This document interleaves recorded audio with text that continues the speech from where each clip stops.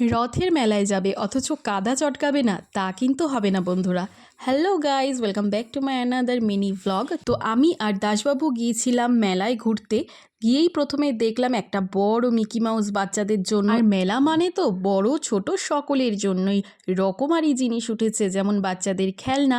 আর আমি তো এই ডোরেমনকে দেখে শুধু ওর কাছেই ছুটে গিয়েছি, আমার এটা খুব ভালো লেগেছে।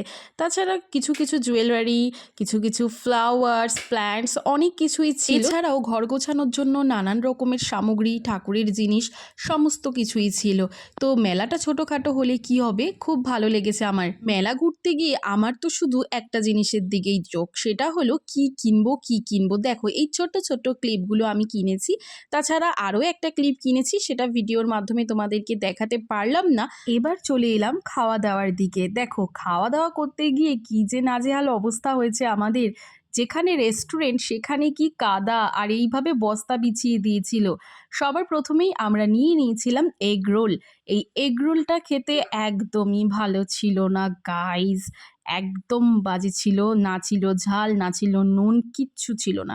তারপরেই মুখের স্বাদ বদলাতে চলে গেলাম হট মোমো খেতে। তো এখানে আমি ফ্রাইড মোমো চেয়েছিলাম, বাট পাইনি, স্টিম মোমোই পাওয়া গিয়েছে। তো স্টিম মোমোটাই আমি আর দাসবাবু ভাগে যোগে খেয়ে নিলাম এক প্লেট নিয়ে।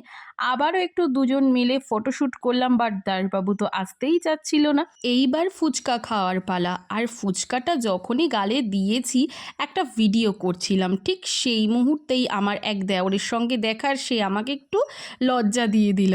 তো যাই হোক, এরপর আবার চলে গিয়েছি আমরা চপ, সিঙ্গারা, জিলেপির দোকানে। মেলায় গিয়েও কেউ সিঙ্গারা খায়, ভাবো কি আজব পাবলিক আমি। এরপর খেলাম আইসক্রিম। খাওয়া দাওয়ার কোনো শেষ নেই, খেতেই আছি খেতেই আছি। আজকে তো দাসবাবুর পকেট পুরো খালি করে দিয়েছি। আর তারপরে কি বাড়ির জন্য একটু চপ নিয়ে দুজন হাঁটি হাঁটি করে চলে এলাম।